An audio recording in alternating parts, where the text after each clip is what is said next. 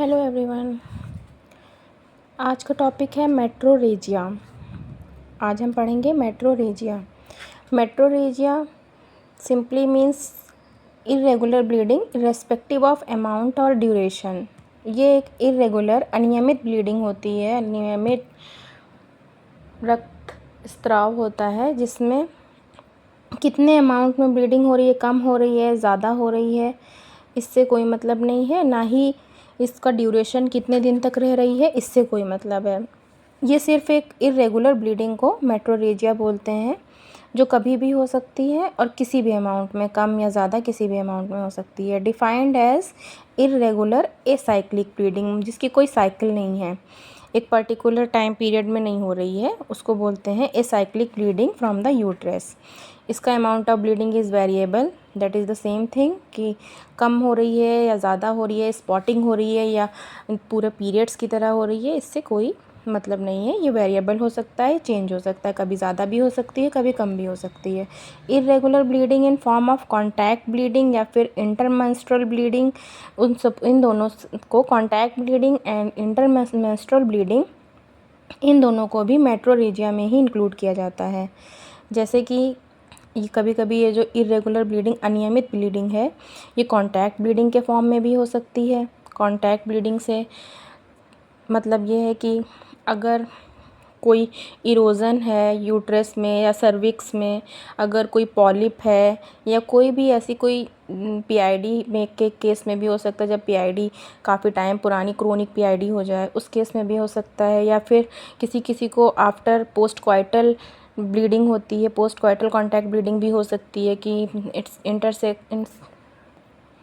Intercourse करने के बाद उसको ब्लीडिंग हो रही है किसी पेशेंट को, उसको ये सब कॉन्टैक्ट ब्लीडिंग में आता है। क्योंकि अगर उस पे हल्का सा भी किसी चीज़ से कांटेक्ट होगा, हल्का सा भी कहीं से इन सब चीज़ों पे कांटेक्ट होगा जिसकी वजह से इरोज़न होगा और उसमें से ब्लीडिंग होने लगेगी, तो उसको भी मेट्रोरेजिया में ही इंक्लूड किया जाता है। इंटरमेंस्ट्रुअल ब्लीडिंग वो ब्लीडिंग है जो एक पीरियड साइकिल ख़त्म होने के बाद और दूसरी पीरियड की साइकिल शुरू होने से पहले बीच में कभी भी आ जाती है।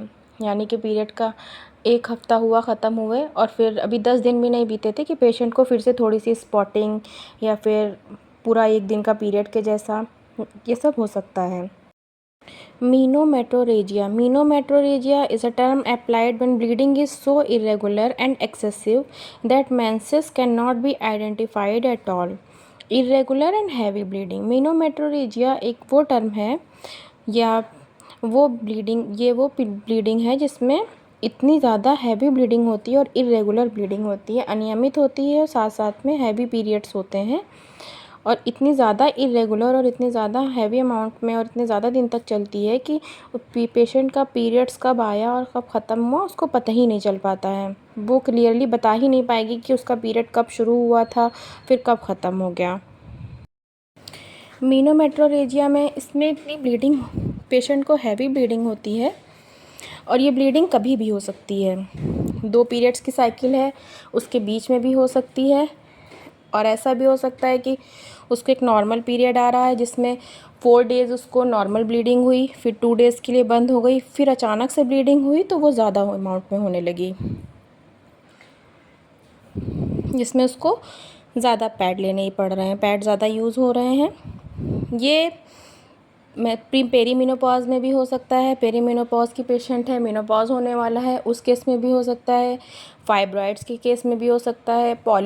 कोई पॉलिप है, सर्वाइकल पॉलिप है, तो उस केस में भी ज़्यादा हैवी ब्लीडिंग हो सकती है। और रेयरली कभी कभी मीनोमेट्रोरेजिया कार्सिनोमा के पेशेंट में भी देखने को मिलती है कि ये रेयरली होता है, रेयर है, पर ये भी एक कॉज हो सकता है, कैंसर भी एक कॉज हो सकता है जिसकी वजह से मीनोमेट्रोरेजिया पेशेंट को हैवी और इरेगुलर ब्लीडिंग हो सकती है।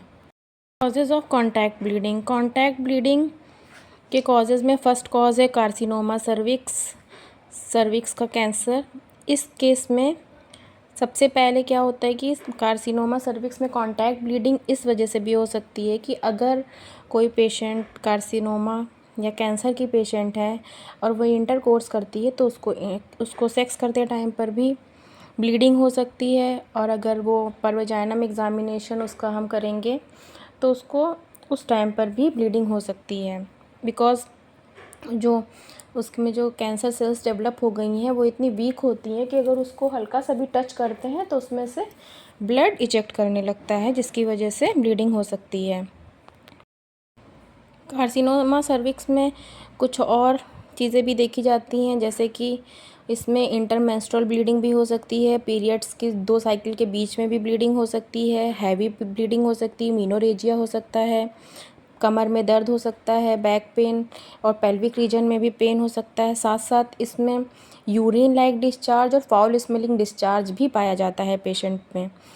ये सब कंडीशंस हैं। इसमें पेशेंट को हर पेशेंट को जो भी 35 ईयर्स से एबव हैं उनको पैप स्मेयर की टेस्ट करवाते रहना चाहिए। उससे ये सब जो भी अंडरलाइंग डिसीज़ है उनका पता चलता रहता है। Second one is mucus polyp of cervix. इसमें भी जो पॉलिप होता है, जो सर्विक्स का पॉलिप बन जाता है सर्विक्स पे, थोड़ा सा मांस की तरह बाहर उभरा हुआ निकलता है सर्विक्स पे। जब हम परवजाइना में एग्जामिनेशन करेंगे तो उसको जब हम एग्जामिन करते हैं तो उस टाइम पर भी पेशेंट को ब्लीडिंग, कॉन्टैक्ट ब्लीडिंग हो सकती है, ड्यूरिंग इंटरकोर्स भी हो सकती है, क्योंकि वो जो पॉलिप बना होता है उसमें उसकी जो ब्लड वेसल्स होती हैं उनमें वास्कुलैरिटी ज़्यादा होती है, जिसकी वजह से उसको हल्का सा टच करने पर भी वो रप्चर कर सकती हैं। जो कैपिलरीज़ हैं वो रप्चर कर सकती हैं और ब्लीडिंग कॉज कर सकती हैं। उसमें स्वेलिंग भी पाई जाती है, तो स्वेलिंग होने की वजह से जितने भी इन्फ्लामेशन के साइंस होते हैं उस वजह से भी ब्लीडिंग हो सकती है। इसमें पॉलिप रिमूवल, पॉलिपेक्टमी बेस्ट ट्रीटमेंट होता है। इसको पॉलिप को रिमूव कराया जाता है और जो उसका जो टुकड़ा रहता है, जो पॉलिप रहती है, उसको हम भेज सकते हैं बायोप्सी के लिए, ताकि ये पता लगाया जा सके कि ये बिनाइन है या मैलिग्नेंट है। Vascular ectopy of cervix specially during pregnancy. Third one is vascular ectopy of cervix.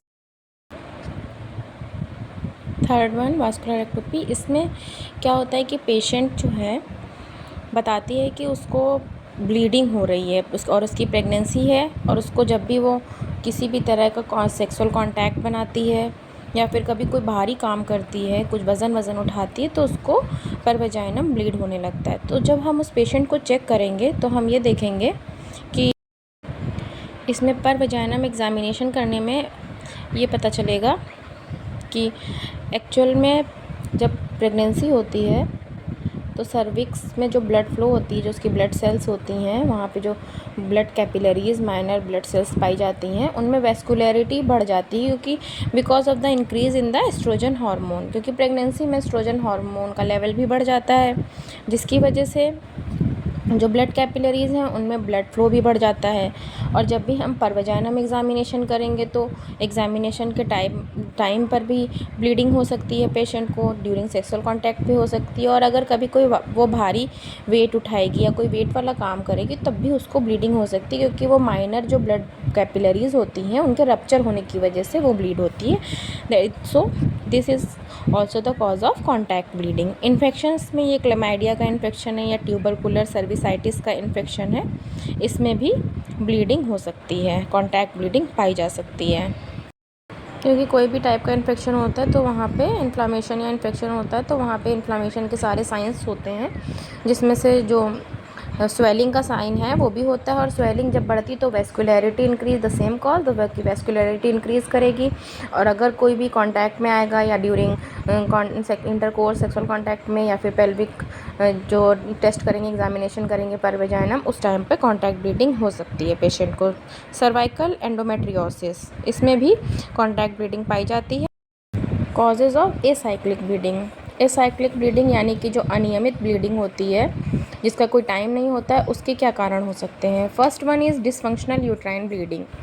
Dysfunctional uterine bleeding, dysfunctional वही कि इसमें जो हैवी पीरियड्स होते हैं, पीरियड्स के टाइम पे ब्लीडिंग ज़्यादा होती है, पीरियड्स के बीच में भी ब्लीडिंग हो सकती है, और जो ब्लीडिंग होती है वो ज़्यादा टाइम तक रहती है, और इसका कोई भी कॉज नहीं होता है। ये कोई भी स्ट्रक्चरल चेंजेस की वजह से, कि यूट्रस में कोई स्ट्रक्चरल चेंजेस हो रहे हैं इसकी वजह से, या फिर कोई भी बीमारी, पॉलिप, मास, फाइब्रॉइड, इस सब की वजह से नहीं होता है।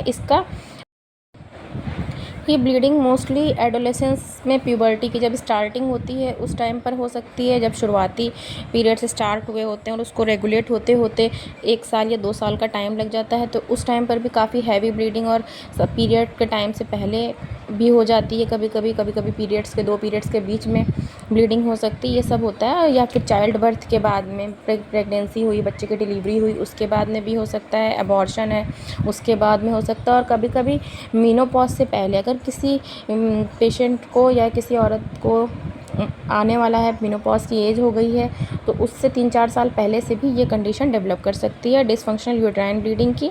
और ये एक उसमें एसाइक्लिक ब्लीडिंग का एक कॉज बन सकती है। सब म्यूकस फाइब्रॉइड, सब म्यूकोजल फाइब्रॉइड जो होती है इसमें भी एसाइक्लिक ब्लीडिंग हो सकती है, क्योंकि ये जो सब म्यूकोजल फाइब्रॉइड होती है इसमें जो फाइब्रॉइड होती है वो डायरेक्टली जो यूट्राइन की कैविटी, यूट्रस की जो कैविटी होती है, यूट्रस का जो सैक होता है उसको उसके अंदर डायरेक्टली इन्वेड करती है। और उस जगह को जो अंदर के, जो सबसे अंदर की लाइनिंग यूट्रस की एंडोमेट्रियम है उसमें जा कर के ये लाई करती है, जिसकी वजह से वहाँ पर ये साइक्लिक ब्लीडिंग जो होती है, जो पीरियड टू पीरियड्स होती है, पीरियड्स की डेट टू डेट, वो कभी कभी डिस्टर्ब कर जाती है। वहाँ पर जाकर के ये ज़्यादा सरफेस एरिया को कवर करती है। फाइब्रॉइड बन जाएगी तो वो बड़ा सा एरिया कवर करेगी, और जब ज़्यादा एरिया कवर करेगी तो जब ब्लीडिंग होगी तो वो भी ज़्यादा जगह से होगी, और ज़्यादा जगह से होगी तो वो ज़्यादा ब्लीडिंग हो सकती है। और कभी भी हो सकती है, पीरियड्स के बीच में भी हो सकती है, पहले भी हो सकती है, और ज़्यादा ब्लीडिंग भी हो सकती है, कुछ भी हो सकता है। यूट्राइन पॉलिप, इसमें भी एसाइक्लिक ब्लीडिंग हो सकती है। यानी कि जब भी हम परवजाना में एग्जामिनेशन करेंगे इंटरकोर्स के टाइम, तो अगर पीरियड्स की डेट नहीं है तब भी अगर उसमें कुछ टच हो गया, कांटेक्ट हो गया उसका, तो उससे ब्लीड कर सकता है। या ऐसे भी अगर कहीं फ्रिक्शन डेवलप हुआ, ज़्यादा कोई हैवी लोड वाला वर्क कर लिया, तो उससे भी ये ब्लीड कर सकता है, जिससे एसाइक्लिक ब्लीडिंग हो सकती है। कार्सिनोमा से भी हो सकती है, क्योंकि ब्लड वेस्कुलरिटी बढ़ जाती है, एबनॉर्मल सेल डिवीजन होने लगता है, जिसकी वजह से उसमें भी पेशेंट ब्लीड कर सकता है। एंडोमेट्रियल कार्सिनोमा, ये भी वही सेम टू है कि सर्विक्स का हो चाहे एंडोमेट्रियम का कार्सिनोमा हो, दोनों केस में ब्लीडिंग हो सकती है। इंटरमेंस्ट्रुअल ब्लीडिंग, यानी जो पीरियड्स के बीच बीच में जो ब्लीडिंग होती है उसके कॉजेज़ क्या हैं? कॉन्टैक्ट ब्लीडिंग की वजह से भी पीरियड्स के बीच में ब्लीडिंग होती है, और उसके अलावा जो कॉजेज़ हैं वो ये सब हैं। Urethral caruncle, the first one is urethral caruncle. इसमें क्या होता है कि एक छोटी सी बिनाइन ग्रोथ होती है, जो कि मैलिग्नेंट नहीं होती, मतलब कोई भी हार्मफुल नहीं होती, उसमें नॉन कैंसरस ग्रोथ होती है, जो यूरेथ्रा में पाई जाती है। यूरेथ्रा में इतनी छोटी सी रहेगी, रेड कलर की दिखती है। वो पेशेंट जब आएगी और बताएगी कि अगर उसको वॉशरूम जाती है तो उसको कभी कभी पीरियड्स के अलावा भी ब्लीडिंग होती है। और मोस्टली ये उन पेशेंट्स में होता है जो जिनका मेनोपॉज हो चुका होता है, जिनको पीरियड्स बंद हो चुके होते हैं, और वो बोलती हैं कि पीरियड्स तो काफ़ी पहले बंद हो चुका था, फिर भी अभी भी ब्लीडिंग होती है। तो उसमें हम अगर पर वजाइना में एग्जामिनेशन करेंगे और हम देखेंगे तो ये पाएंगे कि यूरेथ्रा की जो ओपनिंग है, उसके जहाँ से ओपनिंग स्टार्ट होती है वहीं पर एक रेड कलर की ग्रोथ या मास टाइप का बना हुआ है, जहाँ से ब्लीडिंग होती है। वो कभी कभी अगर कोई इस पर फ्रिक्शन हो जाए, कोई जोर पड़ जाए, उसकी वजह से भी हो सकती है, या बाथरूम करते टाइम या पोंछते टाइम उस वजह से भी हो सकती है। और ये इसलिए होती है क्योंकि जब तक एस्ट्रोजन लेवल कम होने लगता है पोस्ट मेनोपॉजल वुमेंस में, और एस्ट्रोजन लेवल कम होने की वजह से ज़्यादातर ये होता है कि जो वजाइना है वो सब ड्राई पड़ने लगती है, और ये सब डेवलप कर जाते हैं यूरेथ्रल कैरंकर वगैरह, और इनसे ब्लीड कर सकते हैं। ओव्यूलर ब्लीडिंग, इसमें क्या होता है कि जब किसी पेशेंट का ओव्यूलेशन का टाइम होता है उस टाइम पर जो ब्लीडिंग होती है उसको ओव्यूलर ब्लीडिंग बोलते हैं। इसमें जब मैच्योर एग रिलीज़ होता है ओवरी से, उस टाइम पर पीरियड्स के फर्स्ट डे से जो 15th डे होता है 2 वीक्स बाद, उस डेट पे जब कॉमनली देखा जाता है कि उस टाइम पे हल्की ब्लीडिंग होती है, spotting type, light red colour की या फिर पिंक कलर की, और उसके साथ साथ में सर्वाइकल म्यूकस भी उसमें मिक्स्ड होता है, डिस्चार्ज मिक्स्ड ब्लीडिंग होती है, और ज़्यादातर 1 या 2 दिन तक की रहती है, ज़्यादा दिन नहीं रहती, और ये ज़्यादातर नॉन हार्मफुल है, कोई हार्मफुल नहीं है ये।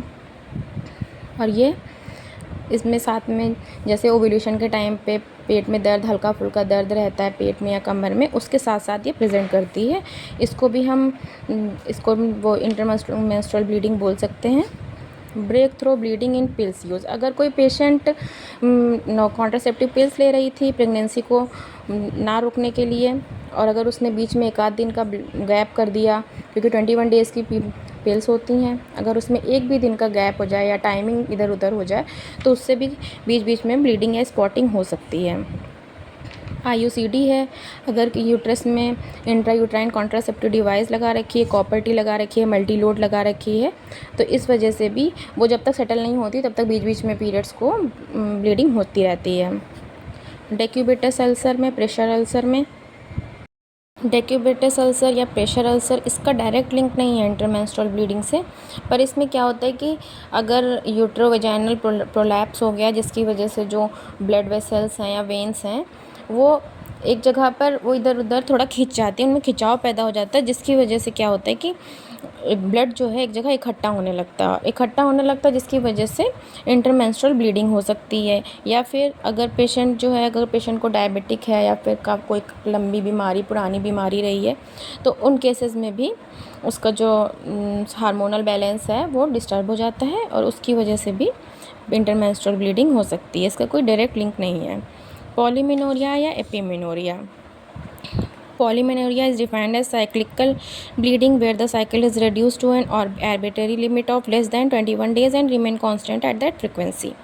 इसमें क्या होता है कि पॉलीमेनोरिया, एपिमेनोरिया, इसमें पीरियड्स जो हैं उसकी साइकिल जो है, जो 28 डेज़ की नॉर्मल साइकिल होती है वो रिड्यूस होकर के 21 डेज़ पे आ जाती है और वो उसी पे कांस्टेंट रहती है और साइक्लिकल ब्लीडिंग होती है। इसमें ये नहीं कि अभी आया है अनियमित ब्लीडिंग हो रही है कि अभी आया फिर उसके अगले हफ्ते एक हफ्ता बढ़ के या 15 दिन बढ़ के, ऐसा नहीं होता है। इसमें नॉर्मली 21 टू 23, 24 या फिर 18 टू 20 डेज़ में ब्लीडिंग होने लगती है। इसको पॉलीमेनोरिया बोलते हैं। इसके कॉजेज़ क्या हैं इसके? डिसफंक्शनल यूट्राइन ब्लीडिंग है, वही डिसफंक्शनल जिसमें पीरियड्स के बीच में ब्लीडिंग हो सकती है। हाइपोमेनोरिया है, हाइपरमेनोरिया हो सकता है, ज़्यादा हो सकती है, हैवी पीरियड्स हो सकते हैं और साइकिल इरेगुलर होती है और ज़्यादातर वही एडोलेसेंस में जो प्यूबर्टी की स्टार्टिंग में है, मेनोपॉज से पहले या फिर डिलीवरी या फिर चाइल्ड बर्थ के बाद में, एबॉर्शन के बाद में भी। ओवेरियन हाइपरीमिया, इसमें ओवेरियन एंडोमेट्रियोसिस में या फिर वही पेल्विक इन्फ्लेमेटरी डिसीज़ में, इसमें ब्लड का सर्कुलेशन, हाइपरीमिया का मतलब जो ब्लड है वो ज़्यादा हो जाता है, ब्लड सर्कुलेशन बढ़ जाता है जिसकी वजह से भी ब्लीडिंग ऐसे होने लगती है, उसकी वजह से भी ब्लीडिंग होने लगती है। जैसे कि PID में जो स्वेलिंग होती है और फिर वहाँ पे वैस्कुलैरिटी बढ़ती है, उसकी वजह से ओवेरियन हाइपरीमिया होता है और उसकी वजह से पॉलीमेनोरिया हो जाता है। ओवेरियन एंडोमेट्रियोसिस में भी यही होता है कि ये जो परमानेंट सूजन हो जाती है, जिसमें जो मंथली साइक्लिकल ब्लीडिंग होती है, पीरियड्स आते हैं, उस टाइम पर ब्लड वेसल्स का जो वो ब्लड सर्कुलेशन है, जो फ्लो है, वो ज़्यादा हो जाता है और वहाँ पर हाइपरीमिया होने की वजह से ब्लीडिंग साइकिल रिड्यूस हो सकती है और ब्लीडिंग ज़्यादा हो सकती है। Next topic will discuss in next video. Thank you for watching.